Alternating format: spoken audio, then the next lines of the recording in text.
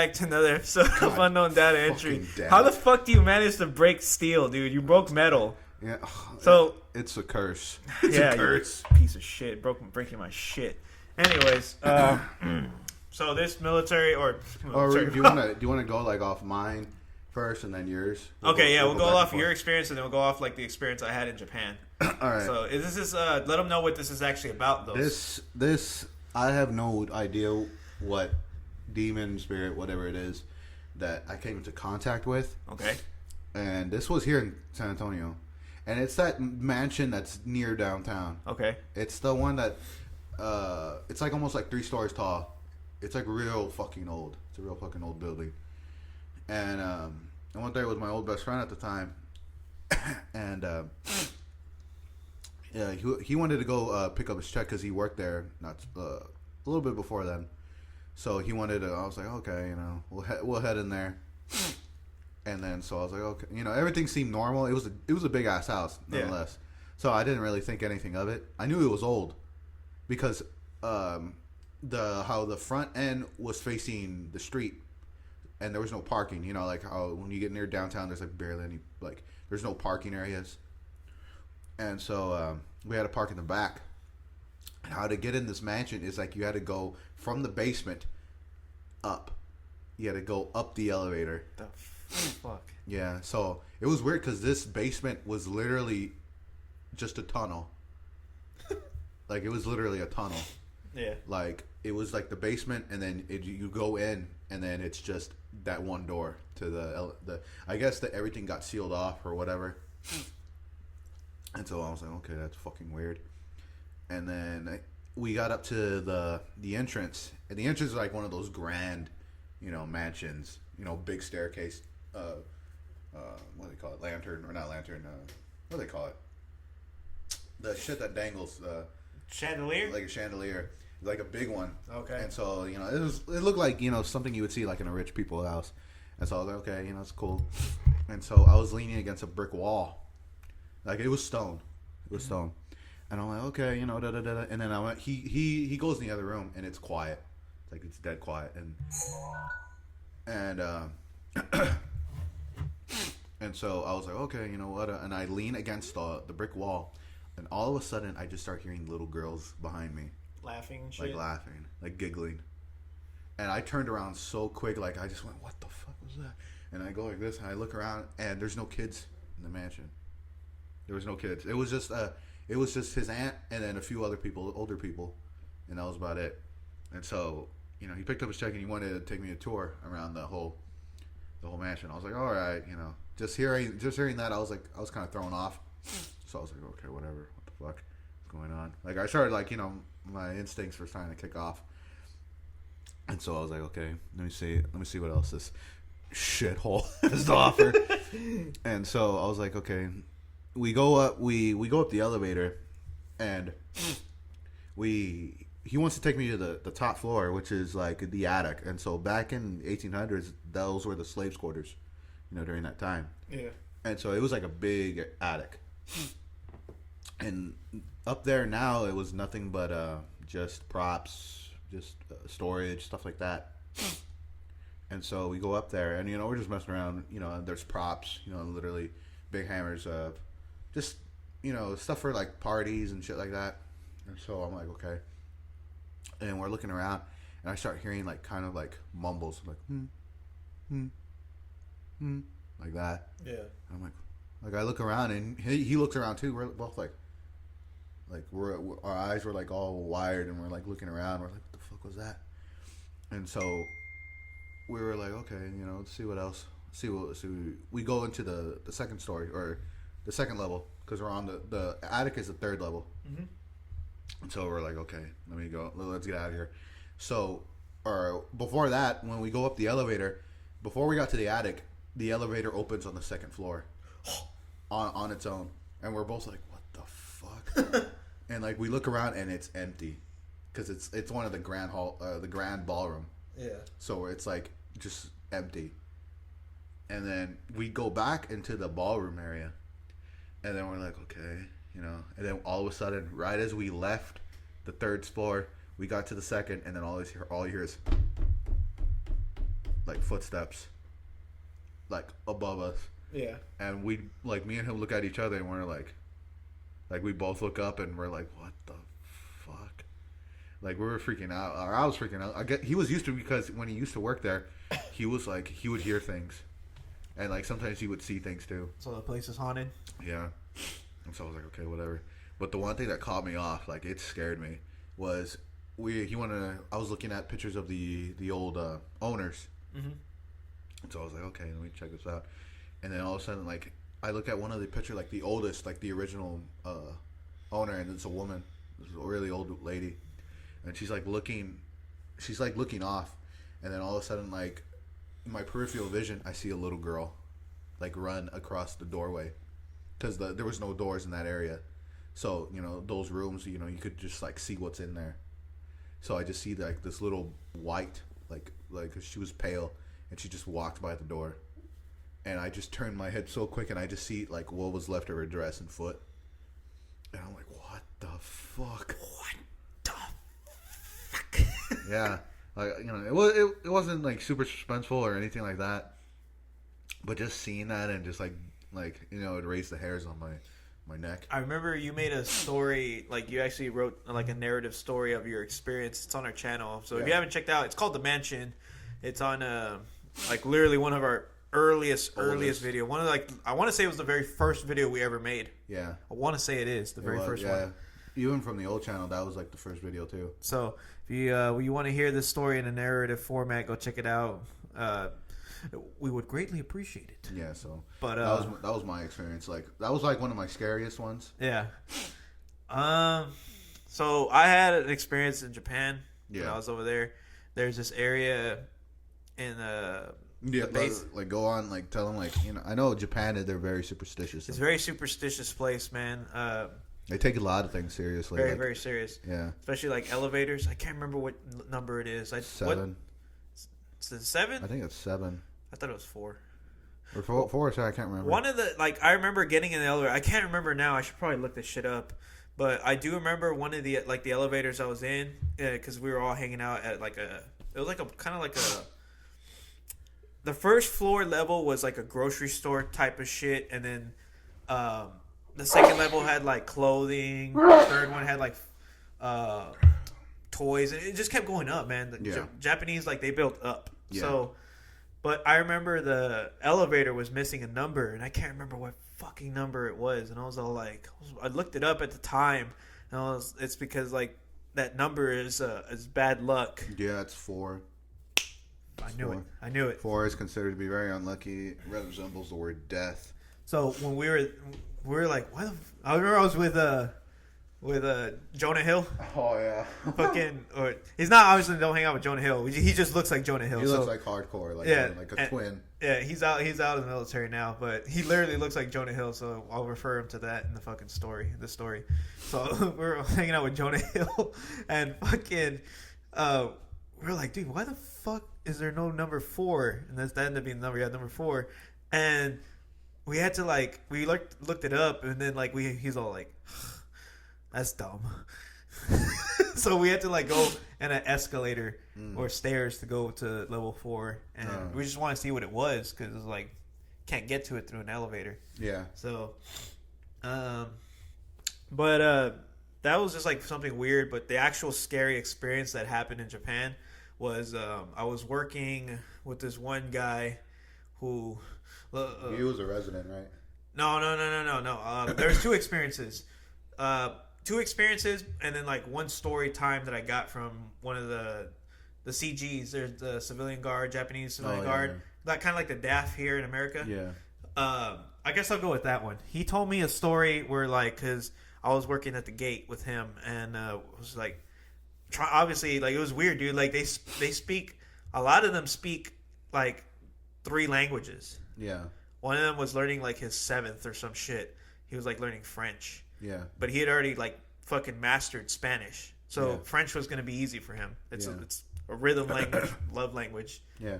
So, but he was telling me his story on how when he was younger, when he was a kid, that obviously he's Japanese, right? He's Japanese, actual local, born and raised in Okinawa, and how what was it? He was with his mom, and like they were like living at this one place when they moved to this new place, and they ended up leaving a hell of a lot earlier than they wanted. They wanted to, and the only reason why is because that place had a yore. I think I'm saying it right, a yore, and that's a vengeful spirit. Yeah. And that's kind of like if you're wondering or trying to figure out what the hell's a yore, it's essentially like the Grudge type of shit. Yeah. Like the Grudge or Ju-on. Yeah. The movie Ju-on. It's like a spirit like that. And he said when he was young, he saw it in his house. Ugh. And he told his mom.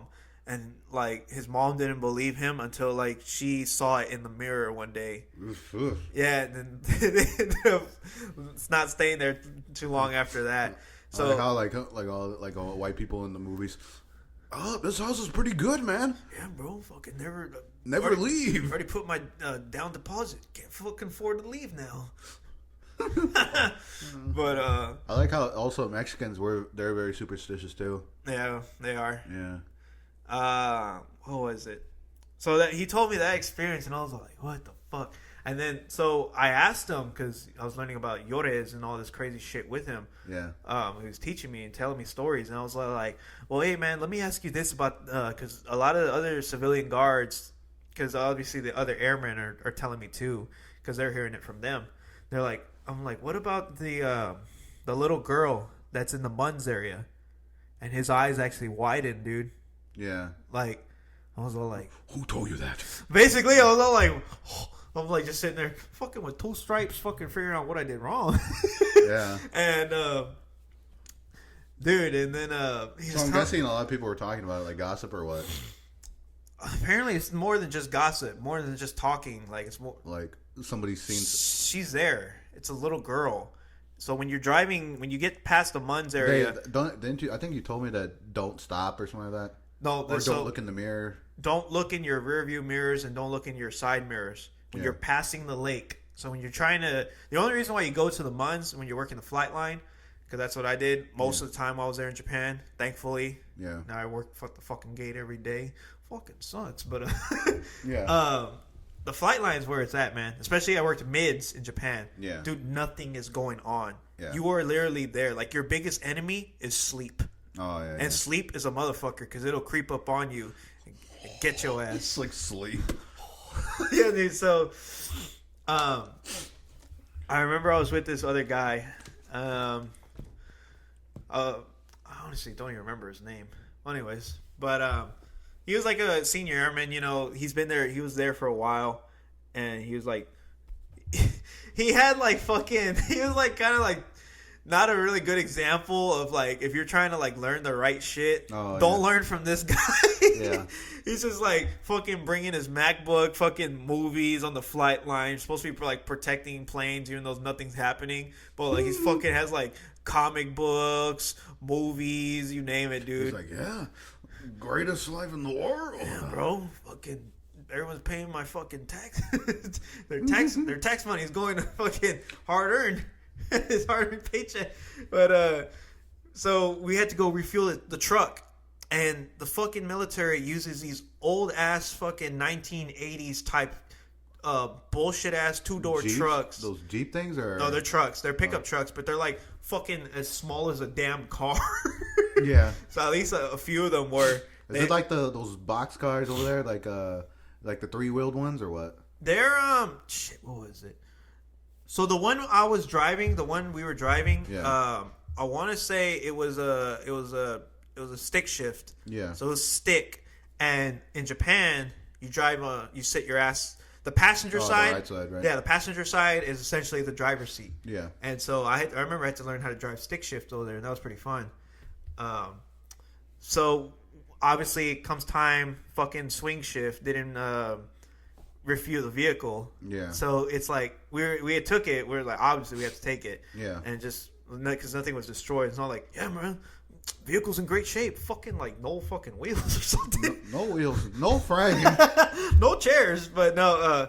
So we just took it, right, and obviously it was like an 8-hour shift, but during that 8-hour shift, like we were running low on gas because we were just driving around, bullshitting around, and we had to go refuel. So we call it in over the net, and then we're driving out there, man. We drive to the Munns. The only reason why you go to the Munns is you can do patrolling in there, but there's really nothing even there to like patrol. Yeah, because like you can get to the dogs, canine through the Munns. I want to say it's the only way.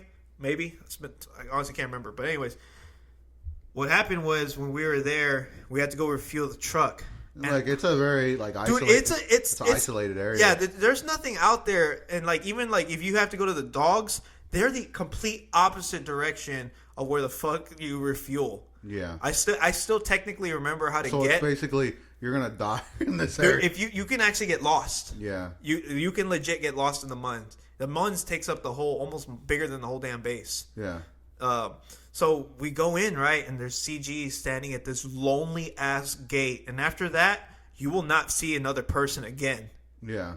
And like that gate alone, I'm glad it was always manned by CGs CGs because I never worked that gate, and I don't think I'd ever want to. It's like what was the CG?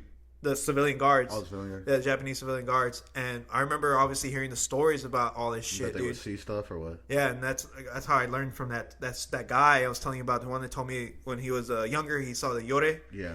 Because I asked him, because I never went to the Munns at that point. Never. No. Yeah. And it was all like, I asked him, I was like, hey, what about this little girl? That he's like, what do you mean? And I was like, the one in the Munns by the lake. And that's when his eyes like widen up, and he's like, oh, and he like told me the story, like, you know, it's like a little girl he says that it's a vengeful spirit. Yeah, that's out there. No, that's a vengeful spirit. Because other guys told me too that, you know, it's like it's a vengeful spirit, little girl out there. Don't let her appearance fool you. Yeah, she's, you know, a bad demon type of spirit, and when you're driving out there to go refuel, do not look in your rearview mirror and do not look at your side mirrors. Yeah. Because when you're passing the lake, that's where she's at. Mm-hmm. Apparently, she must have drowned or some shit. I don't know. Okay. But, so yeah, vengeful spirit. And so we're driving out there, right? And we pass the lake. And you're like, your eyes go to the mirror. Dude, instinctively, they go there, like, my mind's all like, are you ready to die? And then, like, my fucking eyes look at there, I'm like, oh. And then you see it, you're like, oh. No, so like I didn't see shit, dude, but the lake looked cool as shit with like the moon glimmer, like moonlight glimmering all over it. I was like, cool. Yeah, come here to die. And I told what was his name, like a fucking airman I was driving with, and he's all like, yeah, man. He's like, I think he had like, I want to say he was doing dip or he was smoking. Yeah. Fucking totally can't even. You're not even supposed to be doing that shit on shift. Yeah. But fucking. He's like, yeah, man, I think it's fucking full of shit. I think they're full of shit. I think it's horse shit. Like, you know, just playing it off, whatever. And I'm like, okay, well, whatever, I guess. And we're driving out there, right? Yeah. And it's a good minute over there to where we need to go. And the roads are, like, very mountainous and hilly and shit. Yeah. So we're, like, going all this crazy shit. And then finally we get to the stop sign, take a right. And then right there, after the stop sign, you eventually hit the Munn, or the refuel area in the Munns. In the Munns. So we're already in the Munns. We get to the refuel stop area, and it is like the most sketch ass fucking refuel place in the entire world. Like movies, it looks run down. Like movies that show scary ass fucking convenience stores where like the murder is obviously at. Yeah. Don't compare to the bullshit that I saw. Yeah. Like they got it wrong, is what I'm saying. Like what did it look like? So there was like, I want to say. How many fucking pumps were there in that, at least one that we did win? I want to say there was at least six, maybe 4 to 6 pumps. Yeah. And they're like old style too. Like older. Yeah. Older, because the fucking base has like been around since fucking for the war, World War II basically. After World War II, fucking. So it's an old ass base, dude. And so we're there, right? And right above us. It was one light right above where like the whole refuel area, one fucking orange dingy ass spider cobweb infested fucking bullshit ass light, and it's orange, like orange, like Dorito orange, yeah, and there's hardly any other light after that, yeah. okay, so we're refueling, right? You're all like, and no, like he's refueling, right? And I'm just there, like I'm just out of the truck with him, and we're bullshitting, and then like we brought up the whole thing. Because I was looking around, I'm like, this place is kind of a little scary, man. He's like pretty much like, yeah, man, if you're a bitch. And then like fucking just like trying to play it off, like he just whatever he doesn't fucking believe the shit. Well, out of fucking nowhere, after him talking shit, a huge, and I do mean a huge gust of wind picked up out of nowhere, and the light above us fucking like flashed out like 4 times, and I fucking brought out my light and I put the hood down on my fucking the hood down on where my gun is at, because you have a hood right there protecting it. You have to push it down, and then you can pull out your gun. Fucking, I had that shit pushed down because I heard something. I don't know what the fuck I don't know what the fuck exactly it is, but I heard like some type of whale moan type shit. So the car's like this, right? The car's facing forward. Your gas tanks are like right here to the left. To the right hand side is a big area, right? It's just a big area you can drive in, and there's a wall. Well, there's bamboo trees after that, and it's fucking pitch black after that. Everywhere you go after that, if you're not in the truck or you're not in an area that's well lit, and there's only one fucking light every like 2,000 fucking feet, dude, you're in pitch blackness, pitch dark black. Yeah. And I heard something coming from the black area, like the pitch black area where the fucking bamboos is like fucking almost like 80 feet tall. Yeah. And he even fucking like freaked out. He was all like, and like we fucking refueled that. I got close to him. We refueled the shit, and fucking we hopped in that car and fucking took off. We're like, fuck. Yeah, dude. Dude, that shit was funny. Like it was funny now, but it scared the shit out of me. I was like, what the hell was that? What the fuck was that? Like, what did it sound like the scream that we heard? No. This sounded like a whale. That scream we heard was a woman. That was like a blood curdling woman scream. Then that scared the shit out of me. I didn't go to sleep until like the sun was hitting my room and baking it. But this was a different type of like wail, dude. It was like a wailing, kind of like a moan. Yeah. But it scared the shit out of me, dude, because I was all like, "There's nothing out there. This is not civilian populace can't even get through that. They have to go. They have to be on the flight line and go past where the CGs are at. Yeah. The 2 CG guards at that one lonely ass little shack. Did you ever hear any stories from them? I should have asked more, dude. Yeah. But I bet you can find something. I bet you can find something on Reddit. I'm pretty sure I can, man. All I know is that even traveling in Japan, there's a lot of superstition. Well, like I remember. Oh, didn't you say that you were walking alone, in like the street? So I wasn't walking alone. I was you were with that group, right? I was with just 2 other friends at the time, and like we were at night, dude. We were just walking at night, and we were like, we need to get back, dude. But like, it's just like fucking weird, dude. Like certain parts, even like it's a city, it's Okinawa. There are certain parts where like it kind of felt like a little uneasy. Yeah. That's all I could explain. Like you'll have like this super dark ass alley, and then like all lit up shops, ramen shops, you name it, guitar shop, music shops. Yeah. It seems like the music shops never fucking close. Yeah. But especially the ramen shops too. But yeah, it was just like you get some certain uneasiness in certain areas. I don't know how to explain it, but like other than that, like it was still a cool experience. It was cool, badass. Like I'm in a different country, different part of the world, 8,000 plus miles away. So that shit was pretty badass.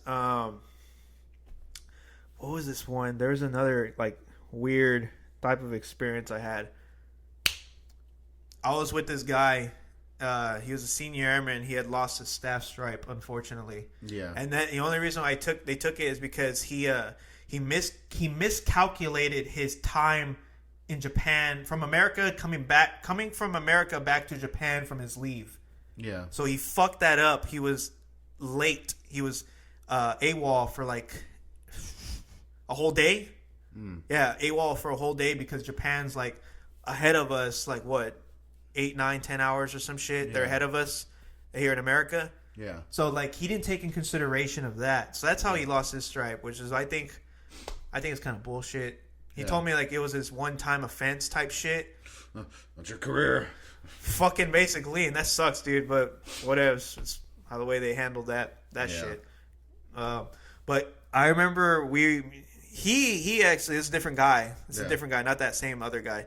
That one I told you about. But he kind of believed the shit because the only reason why is because he took me to an area away from the Muns. Yeah. We were going way up, dude. This part I do not remember how to get. Was this on base or what? This was on base in the Muns area, but I do not remember how to get there. All I remember was we got to where the we got to the refuel tank area. Yeah. I want to say you need to take. I don't know if you have to go there, but we definitely took a left. Yeah. I can't remember if it's in that area, but it's huge, dude. That's what I'm saying. I can't remember. If I try to go there now, I'd get lost. Yeah. And we went and we took a left, and all I remember was climbing up. We were driving up, and I do mean up, dude. The truck was almost like fucking damn near 90 degrees going up this. Like, that's how high this shit was. And while he was driving, I was looking off to the side, and I could see all of Okinawa. The entirety of Okinawa. I was like, at night, because I work nights. Yeah. And that shit was beautiful. I was all like, damn, dude. People pay good money to see shit like this. Yeah.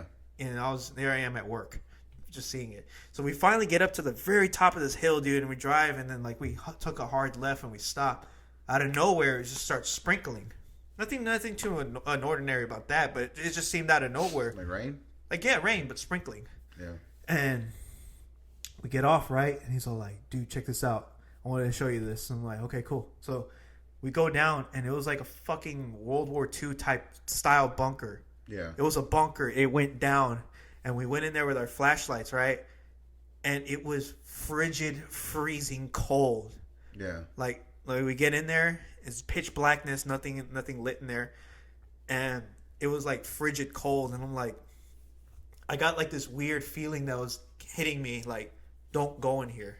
Yeah. Like, just don't go in here. But like, we were both there just looking. We didn't like go in there, obviously, but like we went down, essentially going to like the area where you could see everything in there. I could tell it kept going, dude. Yeah. And I was just like, something was telling me, don't go in there. Don't go in there. Don't go in there. Yeah. And I'm all like, I'm going in there. No. He luckily, like, he believed the shit. Oh, he did? Yeah, he believed all the crazy shit that goes on there, dude. Yeah. But he just wanted to show me that area. And then, like, we get back to the car, and now it's fucking pouring down like crazy. And we finally left that area. Yeah. That was just like an uneasy area. It wasn't really like too scary, but like, yeah, I do remember seeing it with my own eyes. I can replay the whole fucking thing in my eyes. And like when I remember it, yeah, I'm like, yeah, that was fucking kind of a little sketch area, but it was badass. Like, I know, dude, we've been through like a lot of shit. Yeah. I know there was one, or not one, but I think the one that stood out the most. I'm trying to remember this one part. I think it happened. Or no, fuck. I was just thinking about it. Yeah, like the ones with me and you and the coyotes. The coyotes was pretty terrifying. The one we did with everybody, all your fucking lovers, all your exes, all your lovers. I think so, you idiots. But that one, that one was pretty good. And then there was another one where, hold on.